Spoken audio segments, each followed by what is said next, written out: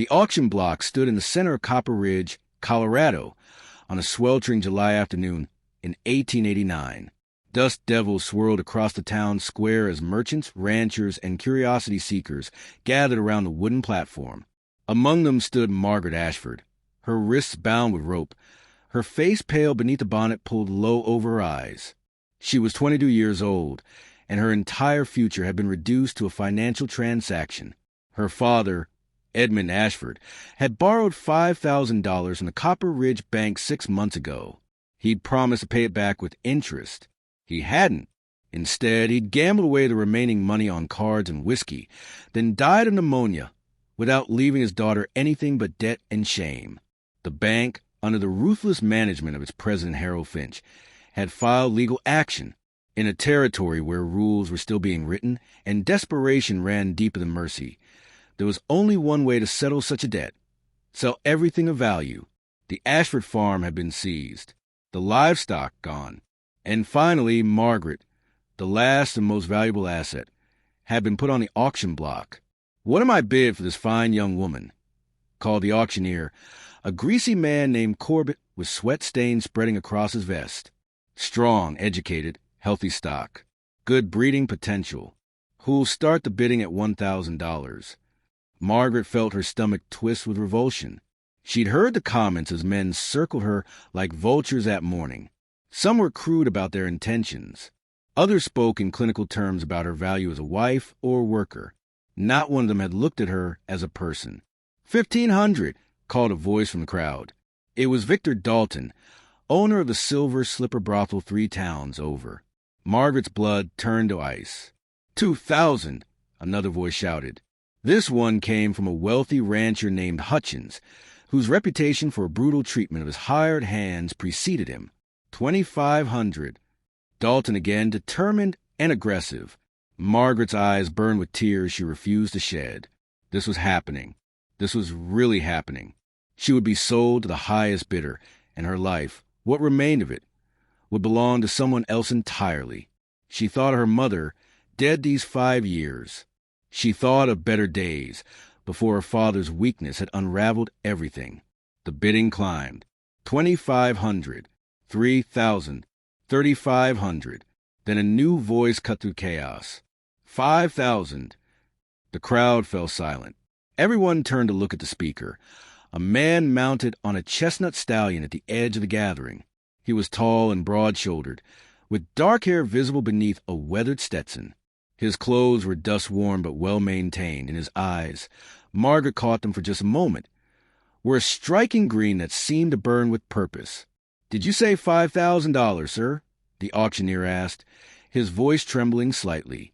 5,000 would completely clear the debt and leave money over. "I did," the man confirmed, his voice calm and steady. 5,000 and not a penny less. That's my offer. Harold Finch, the bank president, stepped forward from where he'd been observing the proceedings. His face was flushed with anger. "Now hold on. That's more than the original debt. There's no reason to." "The debt is 5,000 plus interest," the man interrupted. "By my calculation, that comes to just over 4,800. I'm paying in full, with compensation for the auctioneer's trouble and the bank's time. Going once." No one else bid. No one dared. There was something about this stranger that communicated absolute resolve. The other bidders seemed to sense they were facing someone unaccustomed to losing. "Going twice," the auctioneer called weakly. Still nothing. "Sold. To the gentleman on horseback for $5,000. The crowd erupted in whispers and speculation. Who was this man? Where had he come from? What did he want with the Ashford girl? Margaret was led down from the block by Corbett, her legs shaking. The rope was removed from her wrists, and suddenly she was standing free. Legally free, but utterly uncertain of what came next. She looked up at the stranger on horseback, her heart pounding. "What's your name, miss?" he asked, dismounting with fluid grace. "Margaret," she replied, her voice barely a whisper. "Margaret Ashford." "I'm James Coulter," he said. "I own a cattle ranch about 60 miles northeast of here. I came to town for supplies, and I heard about the auction." He studied her face with an intensity that should have been frightening but somehow wasn't. I want to be clear about something, Miss Ashford. I didn't buy you to own you. I bought you to free you. Margaret blinked, uncertain she'd heard correctly. I don't understand. It's simple, James said. That debt wasn't your responsibility. It was your father's. You shouldn't have to pay for his mistakes with your freedom. So I paid it. You're released from it. You don't owe me anything. Not your labor, not your loyalty, not your future. But why would you do that? Margaret asked, tears now streaming openly down her face. You don't know me. You don't know anything about me. I know enough, James replied. I know you didn't deserve to be treated like property. I know you have a right to choose your own path. And I know that sometimes the only decent thing a man can do is step in when injustice is happening right in front of him. Harold Finch stepped forward, his face apoplectic with rage. This is outrageous. You've paid the debt, which means Miss Ashford is free to go wherever she wishes. James finished, with my blessing and my assistance. Now, I suggest you take your money and be grateful that's all this cost you. Finch's face darkened, but he said nothing more. He turned and stormed back toward his office, muttering angrily about wasted time. James turned his attention back to Margaret. I have a sister living in Denver. She runs a boarding house for young women who found themselves without resources. She's a good woman, fair and kind. I can arrange for you to stay there, get back on your feet, figure out what you want your life to be. No obligations. No promises required from you beyond taking care of yourself. Margaret stared at him, unable to process the kindness being offered. It seemed impossible, unreal, like a dream that would shatter if she spoke too loudly. Why? She whispered again. James was quiet for a moment. My mother was sold to cover my father's debts, he said finally.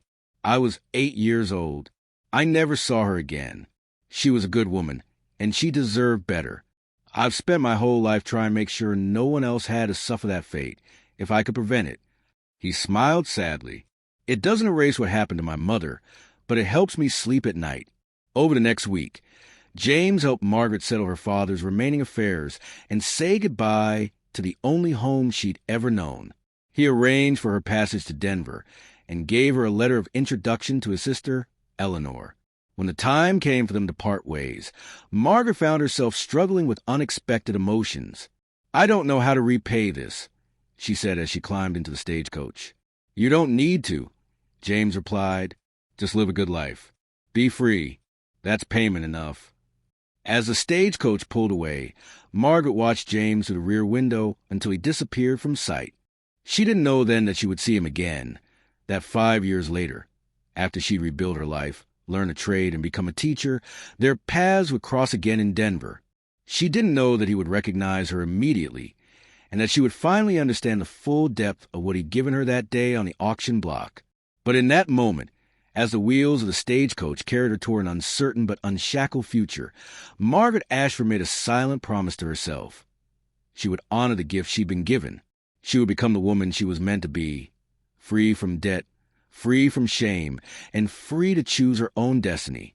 And when she did see James call her again 5 years later, she would finally be in a position to thank him properly, not as a woman he'd rescued, but as an equal, as someone who had taken the second chance he'd given her and transformed it into a life worth living.